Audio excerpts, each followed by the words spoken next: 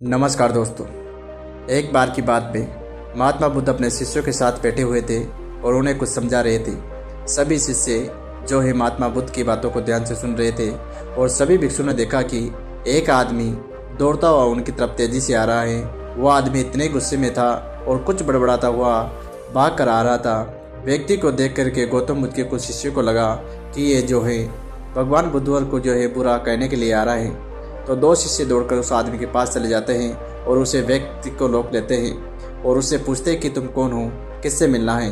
वह व्यक्ति कहता है कि रास्ते से दूर रहो, मैं आज इस बुद्ध को ही सबक सिखाऊंगा।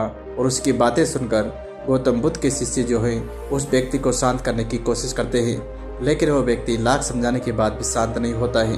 बुद्ध उस आदमी को देखते हैं और हल्के से मुस्कुराते हैं और फिर उन्होंने शिष्य से कहा कि मेरे प्यारे भिक्षुओं, उस आदमी को मेरे पास आने दो, क्योंकि वो मुझसे कुछ कहना चाहते हैं। बुद्ध के भिक्षुओं ने उसकी आज्ञा का पालन करते हुए व्यक्ति के मार्ग से हट गए।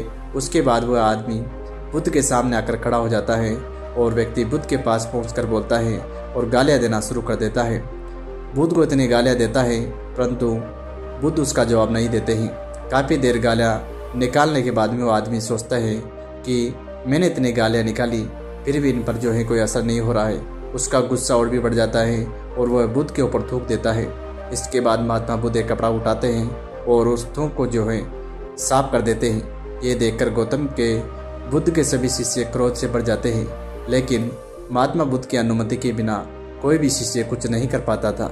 वह व्यक्ति फिर से ऐसा ही करता है कि महात्मा बुद्ध के ऊपर थूकता है। बुद्ध फिर कपड़ा उठाते हैं और उसको साफ कर देते हैं। धीरे धीरे क्रम चलता रहता है।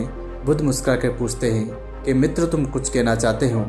ये सुनते ही व्यक्ति जो है अंदर तक हिल जाता है और व्यक्ति जो है बुद्ध का कोई उत्तर नहीं दे पाता और वहाँ से चला जाता है। उसके जाने के बाद बुद्ध के सभी शिष्यों के मन के यह सवाल उठता है कि उस व्यक्ति ने आपका इतना अपमान किया, इतनी गालियाँ निकाली और उतनी बार थूका, फिर आपने क्यों नहीं कहा।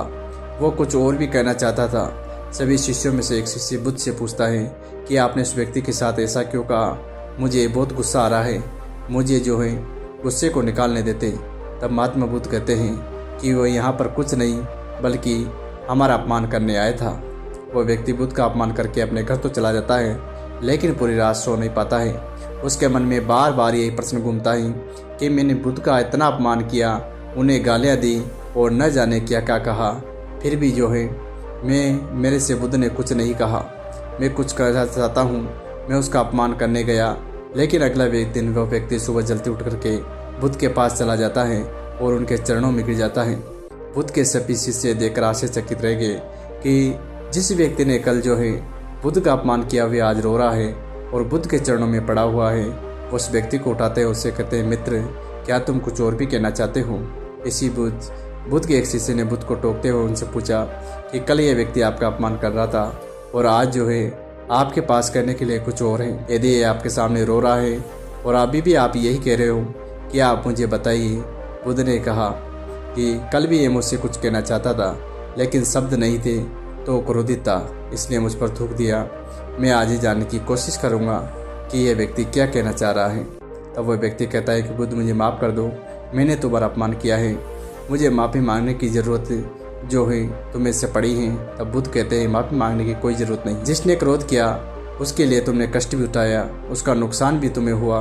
क्रोध एक आग की तरह है, जैसे हम हाथ में पकड़ते हैं, किसी और पर फेंकने के लिए तैयार रहते हैं तो अंगारा जो है उससे हमारा हाथ जल जाता है और हमारा हाथ जलने से आदमी को क्रोध और अपमान जैसी भावनाएं जो है स्वयं ही हानि पहुँचाती हैं। इसलिए महात्मा बुद्ध ने कहा कि नकारात्मकता जो है आदमी के अंदर नहीं होनी चाहिए।